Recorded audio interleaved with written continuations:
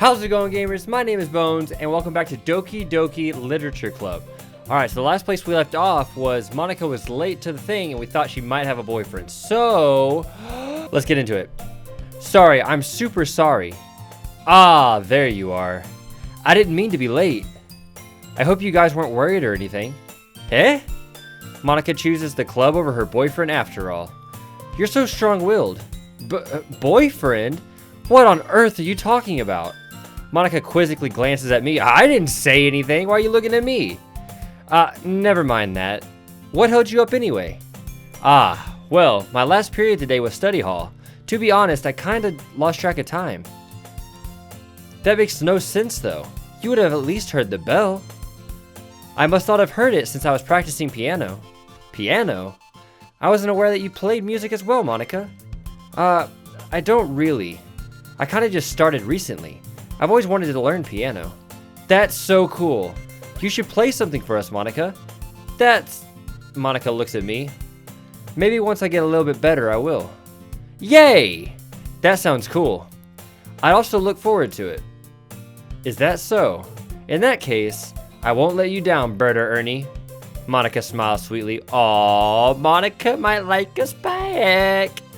I didn't mean any pressure or anything like that.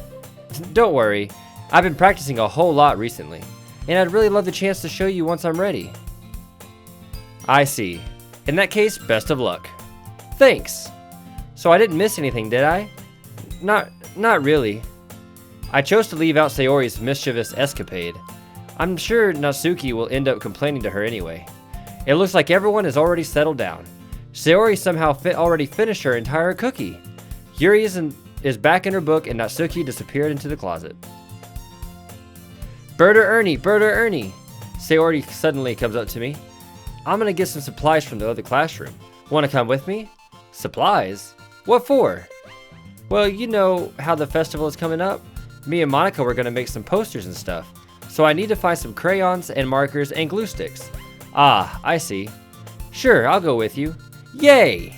Okay, Monica, we'll be back soon. Are you going with Berta Ernie to get supplies? There's no need to trouble yourself. I'd be happy to go with them.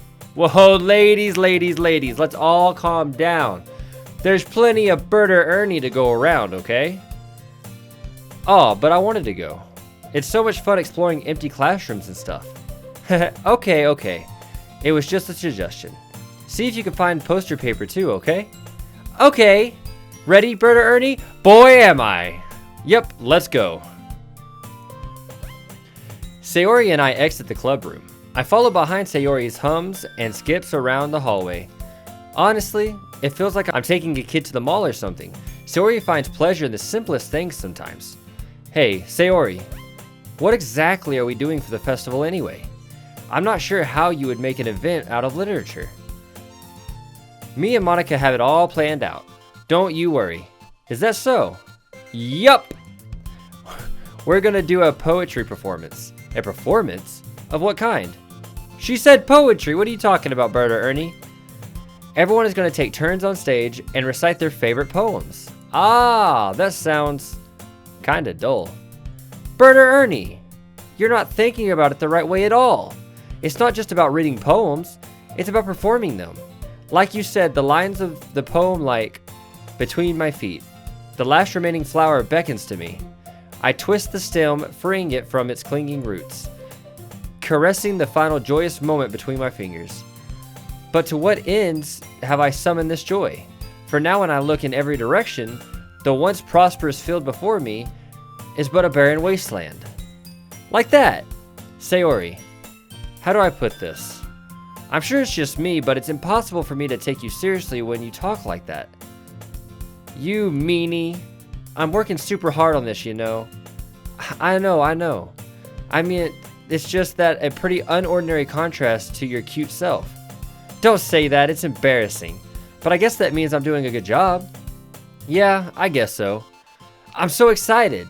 The festival is going to be so much fun. Sayori spins herself around in the hallway again. Hey, Berta Ernie, this classroom over here is empty. Let's begin the mission. The mission, huh? It's been a long time since I've spent time with Sayori like this, but in the end, she hasn't changed one bit. She's nothing but a ball of sunshine drawing happy vibes from the world around her. It's a pretty nostalgic feeling for me. As the years went by, I began to hole myself up in the room more and more. So going adventuring with Sayori brings about a special sort of feeling I had forgotten I had in me. So far, this game is still too cheery for me. I've been playing it for what, over an hour now, and it's still too cheery, so I don't like it too much, okay?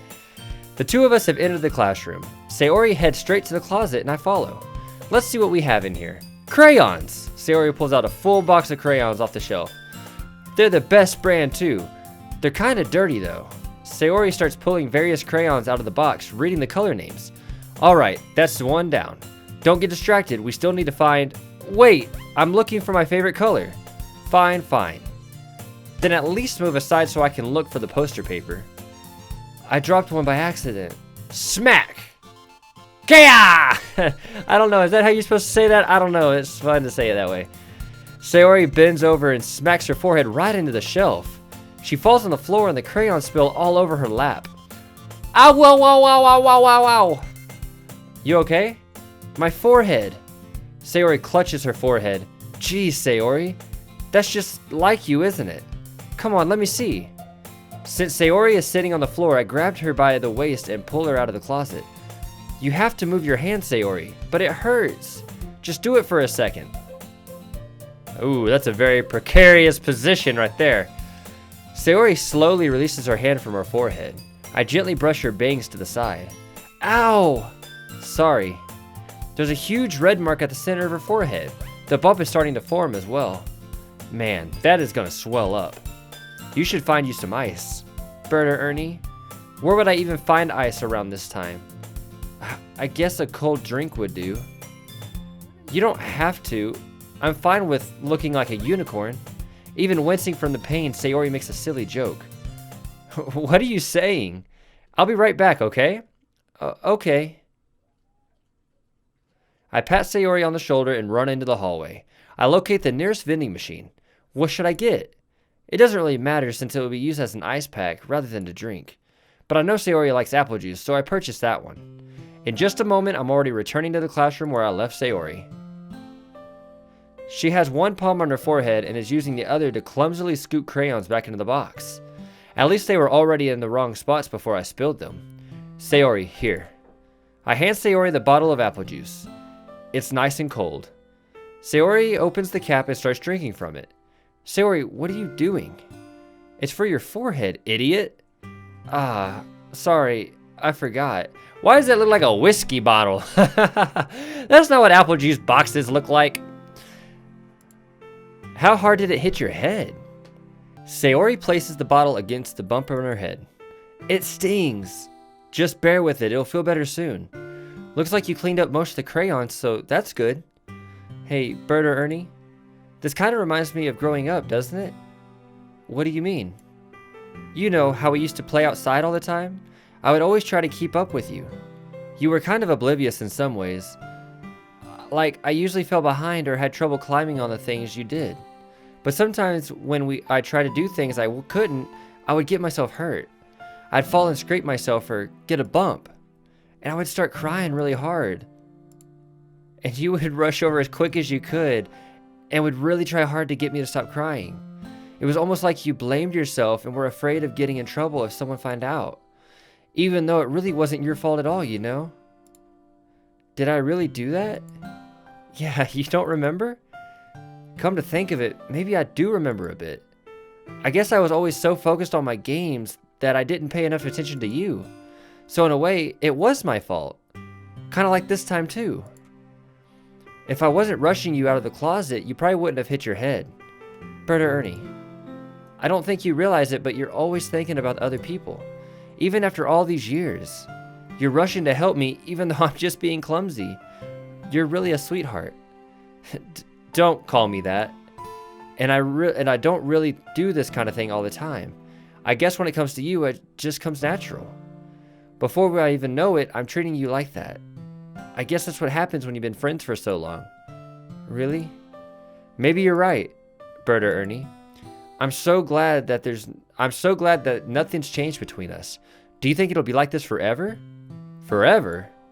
If I'm honest to myself, there's no telling where we'll each end up for college or after that. So it wouldn't be fair for me to make any promises. But, well, I hope so. Oh, that's so sweet. It's been this long already, right? I can't imagine you ever changing, so my hopes are up. I'm so happy. Sayori has a whimsical expression in her eye. We remain silent for a moment. She's so silly and clumsy on the outside that when I see her deep in thought like this, it makes me not want to disturb her. I guess we should get back. I don't want to worry Monica, you know? Good luck with that. She's going to see your forehead either way. Not if I hide it under my bangs. Sayori hops to her feet. Ah! She clutches her forehead again. Don't stand up so fast, you're hurting yourself. Ooh! Well, I guess it's too late now. Anyway, let's go. I follow Sayori out of the classroom. Sayori plays with her bangs to try to hide the bump, but without much success. In a moment, we make it back to the club room. Ah, you're back. Good timing, I was just about ready to start sharing our poems. Sayori, your forehead. She's fine, don't worry about. I was playing with the crayons and smacked my forehead into the shelf. Well, anyways. Were you able to find everything we needed? Uh-huh, I have it right. Huh? Sayori frantically glances around herself. I forgot all of the stuff. Calm down, Sayori, I have it all right here. I found the poster paper too. Sounds like you ended up doing all the work, Berta Ernie. Ah, well, Sayori... I failed to come up with an excuse for Sayori. I made it an adventure. Yeah, that. Okay. In any case, good work. I'll start working on the posters tonight. Me too. Okay, everyone. Are you ready to share your poems? Guess I should grab mine. After making sure the crayon box is tightly closed, I return to my seat. All right, who to share our poems with? Let's go with our lady friend Monica. She's gonna hear our lovely poem. Hi again, Berta Ernie. How's the writing going? All right, I guess. I'll take that, as long as it's not going bad. I'm happy that you're applying yourself. Maybe soon you'll come up with a masterpiece. I wouldn't count on that. My small brain, no masterpieces. You never know. Want to share what you wrote for today? Sure, here you go. I give my poem to Monica. All right, it's pretty good. It makes me think of Sayori, like the other one that you wrote. You two are like the dynamic duo. I want to be Batman, she can be Robin. Let's be very clear on this. That's kind of exaggerating it. Yeah, probably. But you do spend a lot of time with her even in this club, don't you? Then again, I don't blame you for being a little shy. I'm not shy, I'm just teasing. I know it takes a bit of time to make friends with everyone, but Yuri and Natsuki are interesting people, so don't be afraid to give them their share of time. You could talk to me every now and then, too. How come I can't talk to you whenever I want, Monica? Because you're very beautiful and you don't have a boyfriend and you study. So I don't understand why I can't speak to you all the time. It's not like I'm unapproachable or anything, am I? No, it's nothing like that. I'm just still getting used to being here, that's all. Yeah. I'm sorry if I was putting pressure on you or something. I really didn't mean it like that. No, don't worry. I get what you're saying. Well, alright. But anyway, you want to read my poem now? I like the way this one turned out, so I hope you do too. Alright, let's take a look. Save me. The colors, they won't stop. Bright, beautiful colors. Flashing, expanding, piercing. Red, green, blue. An endless cacophony of meaningless noise. The noise, it won't stop.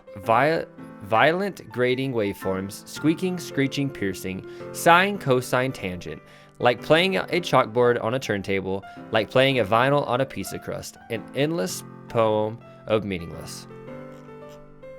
Load me. Load me. Load me? Save me, load me, then save me. What? Load me. It's even more abstract than your... Wait. Hold on. Save me. And then load me?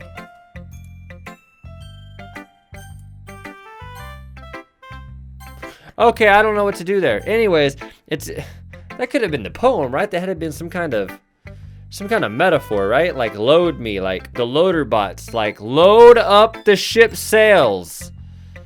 Okay, so it's even more abstract than the last one.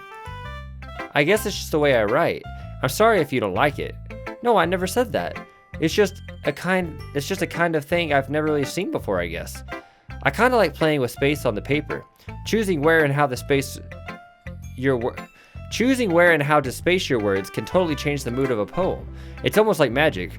Also, using random ass words are like magic, because I don't know what the frick you said, lady.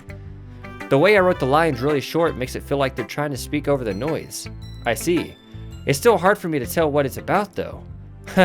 Sometimes asking what a poem is about isn't the right question. A poem can be as abstract as a physical expression of a feeling, or a conversation with the reader.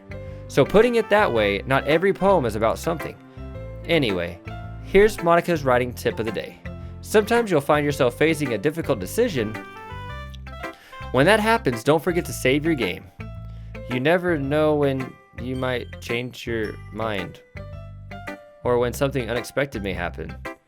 Wait, is this tip even about writing? That's my advice for the day. I'm kind of at a loss right now because that was clearly about the game. Does this game break the fourth wall? Or is that just a little tidbit? Like, is this gonna get super meta? I don't know, man. Alright, so I don't think these are very... So it said to say save before drastic choices. These aren't drastic choices, though, because I think it's the same for all of them. Let's go ahead and go to Natsuki. Whew, okay. I don't know why. That made me feel so weird.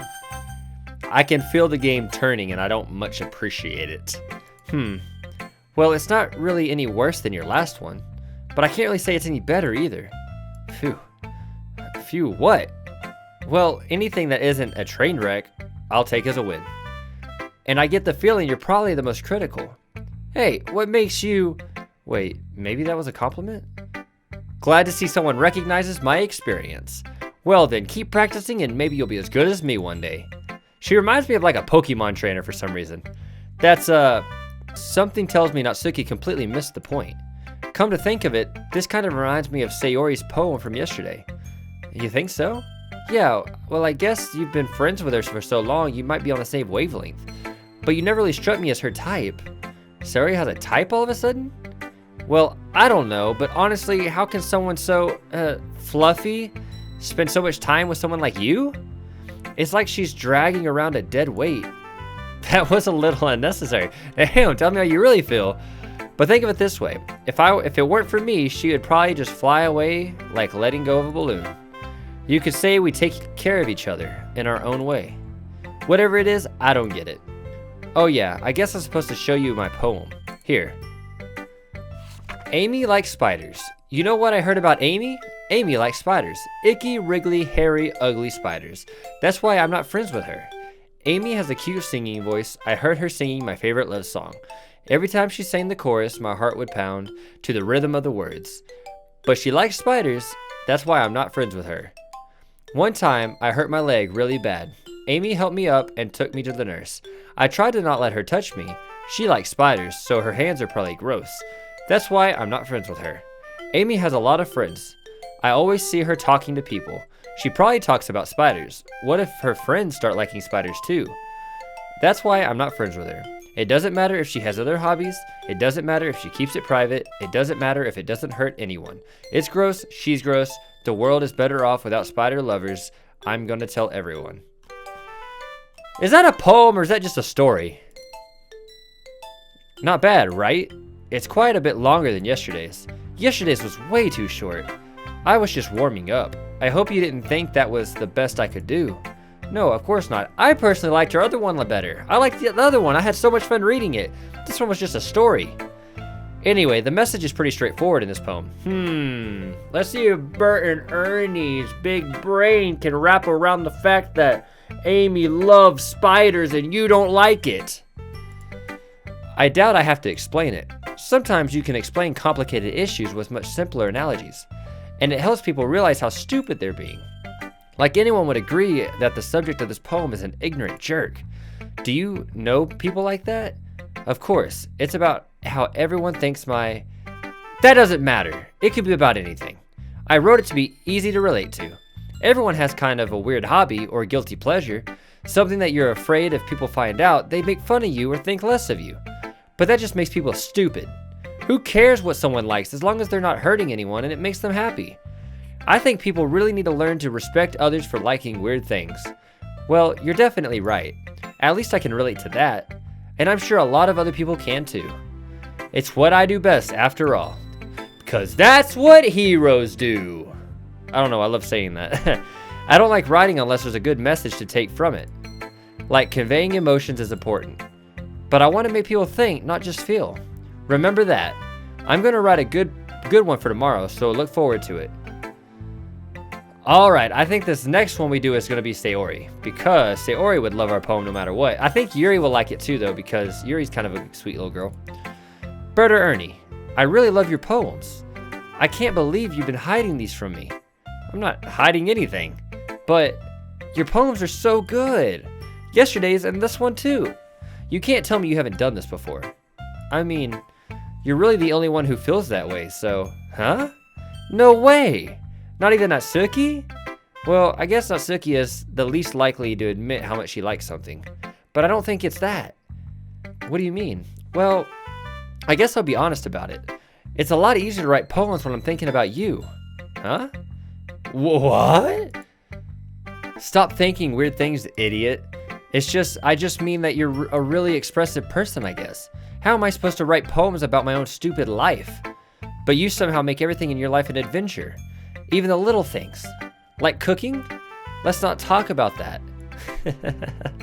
So yeah, I guess what I'm saying is that I can feel more feelings through you than I can through myself. We have that kind of weird connection. It's your fault for getting in my business all the time. Huh? I don't know if I understand. You never understand when I try to explain things to you, do you, Sayori? I pat Sayori's head. Hey! I'm not a kid, you know. Are you sure about that? Maybe. Sayori starts fiddling with her pencil between her hands. Hey, Bird or Ernie, will you give me your poem? I kind of want to keep it. Why? Because, well, it's the first time you've written something for me. Sayori, you completely misunderstood. I didn't write this for you.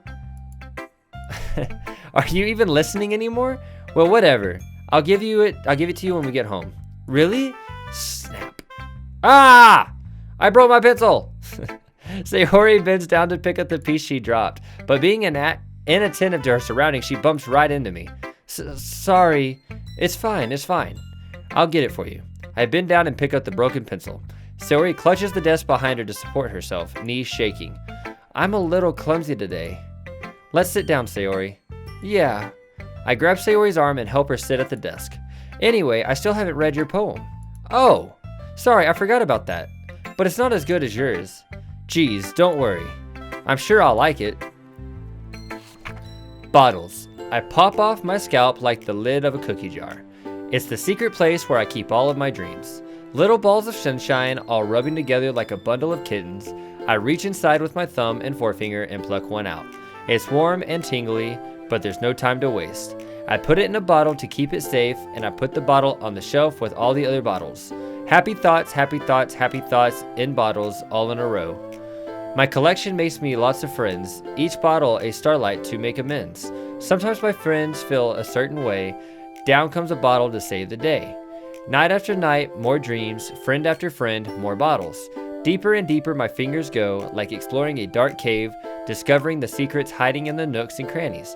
Digging and digging, scraping and scraping.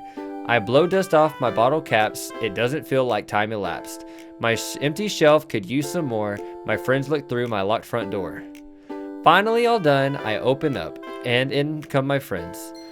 In they come such a hurry, do they want my bottles that much? I frantically pull them from the shelf one after the other, holding them out to each and every friend. Each and every bottle, but every time I let one go, it shatters against the tile between my feet. Happy thoughts, happy thoughts, happy thoughts in shards all over the floor. They were supposed to be my friends who aren't smiling. They're all shouting, pleading something. But all I hear is echo, echo, echo, echo, echo inside my head. Okay, weird. Holy crap. Sayori, did you really write this? Of course I did. Didn't I tell you yesterday I was going to write the best poem ever? Yeah, but I didn't expect something like this coming from you. Monica told me a whole lot, and I've been really in touch with my feelings recently. I see that. It's almost kind of creepy. Creepy? Well, not exactly. Maybe because I'm so used to you being cheerful. Well, never mind. I'm thinking too hard about it. The point is, it came out good, so you should be proud of it. Oh, thanks. I feel like I was meant to express myself this way. It even helps me understand my own feelings a little bit better. Writing is like magic. You've gotten pretty passionate about this, huh? I hope you keep it up. Yeah, writing's the best. I'm gonna keep writing until I die. Don't get ahead of yourself. Sayori's always had a habit of getting obsessed with something before dropping it no more than a week later. I wonder if this one is one of those times. But seeing the passion in her eyes makes it hard for me to be pessimistic. Alright, let's get to Yuri. The quiet one. Let's see what you've written for today. Well done, Berta Ernie. Your skills are already improving. Really? Thanks, Yuri. Coming from you, that means a lot. It's nothing. I'm just happy to help inspire fellow writers. I know you're new to this, so don't worry so much if it seems like you can't get your poems to feel perfect. You don't need to be afraid to be a little more daring. Metaphors can go a long way. Don't feel like you need to work your brain like turning a bunch of gears. Trying to let your mind wander through the feelings and write down the things you see and hear. That's one way to truly enable your reader to see into your mind. It's a very intimate exercise. I see. That's certainly an interesting technique. Thanks for sharing. I have, an example of that if you'd like to read it. Of course. Is this the poem you wrote for today? Yuri nods and timidly hands me her poem. Oh my gosh, they keep getting longer. My brain is gonna explode. The raccoon. It happened in the dead of the night while I was slicing bread for a guilty snack. My attention was caught by the scuttering of a raccoon outside my window.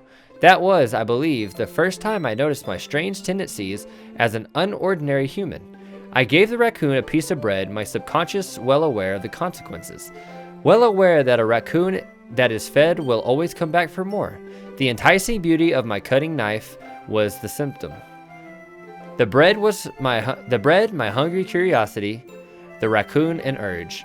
The moon increments its phase and reflects that much more light off of my cutting knife. The very same light that glistens in the eye of my raccoon friend. I slice the bread, fresh and soft, the raccoon becomes excited. Or perhaps I'm merely projecting my emotions onto the newly satisfied animal. The raccoon has taken to following me. You could say that we've gotten quite used to each other. The raccoon becomes hungry more and more frequently, so my bread is always handy. Every time I brandish my cutting knife, the raccoon shows me its excitement. A rush of blood, classic Pavlovian condition. I slice the bread and feed myself again. See, I just add words to make it sound better, that's all. I just add words that don't exist. I was a little more daring with this one than yesterday's. I can see that. It's a lot more metaphorical. I don't know if it's my fault, but I can't begin to imagine what this poem is about. That's right. It's a bit closer to my preferred writing style, using the poem as a canvas to express vivid imagery and conveying emotions through them. Yeah, if I take it at face value, then I can't even figure out what it's supposed to mean. Well, I think it's something that different people can relate in their mind, in their own way. I wanted to express the way it feels for me to indulge in my more unusual hobbies. It's those sort of things that I'm usually forced to keep to myself, so sometimes I enjoy writing about them. That's funny. Didn't Natsuki also write something about that? About someone being ridiculed for strange interests? Huh? She did?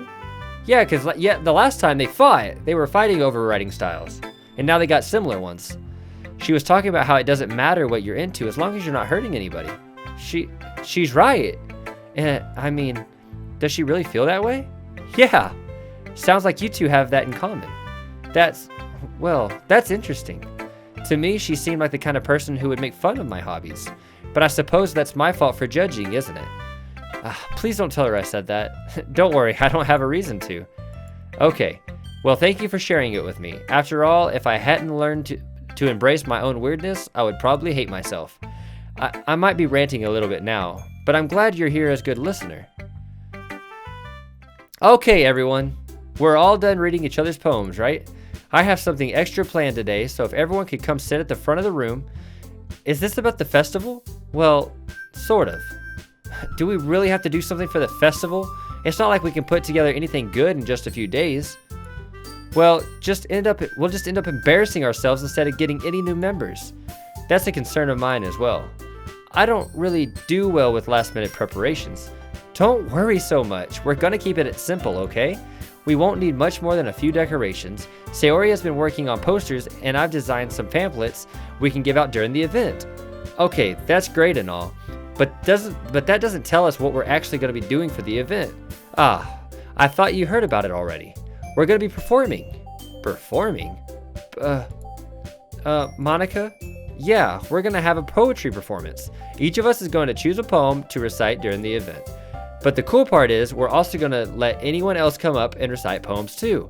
Sayori's putting it all on posters in case anyone wants to come prepared ahead of time.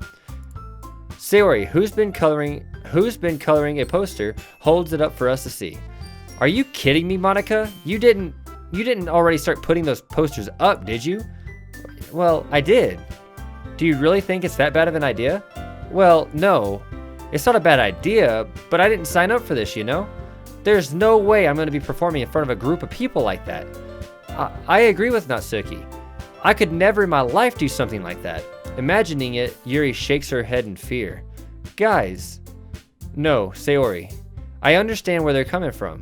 Remember that Natsuki and Yuri have never shared their poems with anyone until just a couple days ago. It's a lot to ask for them to recite their poems out loud to a whole room full of people.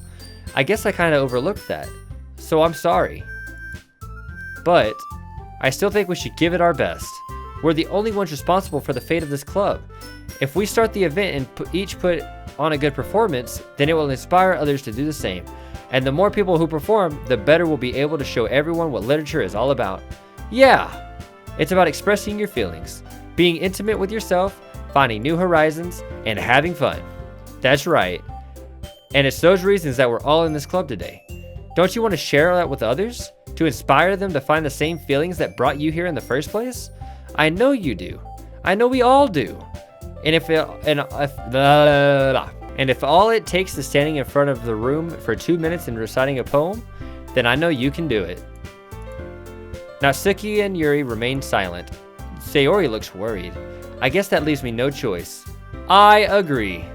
I don't think it's too much to ask. I think that Sayori and Monica have been really trying hard to get new members. The least we can do is help them out a little bit. Well, maybe, but it looks like Natsuki doesn't have an argument left.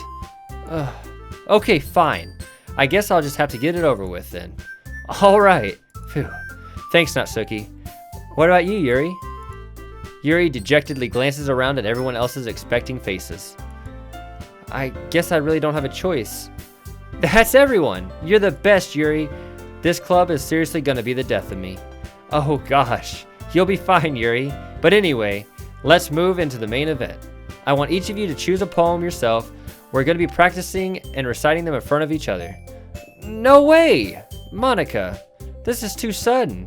Well, if you can't recite your poem in front of the club, how do you expect to do it in front of a stranger? Oh no, don't worry. I'll start off to help everyone feel a little more comfortable. Can I go next? Of course! Now, let's see. Monica flips through her notebook to the specific poem she has in mind for herself. She then stands behind the podium. The title of this poem is The Way They Fly. Monica begins to recite her poem. Her clear, confident voice fills the room. More than that, her inflection is pristine. She knows exactly how to apply emotion behind each line she recites, bringing the words to life. Is this something she's done before, or is she simply a natural? I glance around me. Everyone has their eyes on Monica. Sayori looked amazed. Yuri has an intense expression on her face that I don't understand. Finally, Monica finishes the recitation. Is that the word? I've never heard that word in my life. The four of us applauded. Monica takes a breath and smiles. That was so good, Monica. Thank you very much. I was just hoping to set a good example. Are you ready to go next, Sayori? I'll go next. Yuri's fired up all of a sudden? Yuri clutches her sheet of paper between her hands and stands up. Keeping her head down, she walks over to the podium. This poem is called... Yuri anxiously glances at each of us. You can do it, Yuri. It's called After Image of a Crimson Eye. Yuri's voice shakes as she starts reading the poem. Just a moment ago, she practically refused to do this. Why is she suddenly putting in so much effort? As Yuri gets past the first couple of lines, her voice changes. It's almost like what happens when Yuri gets absorbed in her books. Her quivering words transform into the sharp syllables of a fierce and confident woman. The poem is full of twists and turns in its structure that she enunciates with perfect timing. This must be a rare glimpse into the whirling fire Yuri keeps concealed inside her head. Suddenly, she finishes. Everyone is stunned. Yuri snaps back into reality, oops, there goes gravity, and glances around her, as if she bewildered herself. It's up to me to save the situation. I'm the first to start applauding. Everyone joins me afterwards and we give Yuri the recognition she deserves. It's not that we didn't want to applaud for her, but we were so caught off guard we must have forgotten. As we applauded, Yuri holds the poem to her chest and rushes back to her seat. Yuri, that was really good. Thank you for sharing. Looks like Yuri is down for the count. Okay, I guess I'm next then. Sayori hops out of her chair and cheerfully walks to the podium. This one's called My Meadow. Ah. Sorry, I giggled. Sayori, it's a lot harder than I thought. How did you guys do it so easily? Try not to think of it like you're reciting to other people. Imagine you're reciting it to yourself like in front of a mirror or in your own head. It's your poem, so it'll come out the best way that way. I see. Okay then. Sayori begins her poem. Somehow it feels like her soft voice was made as a perfect match.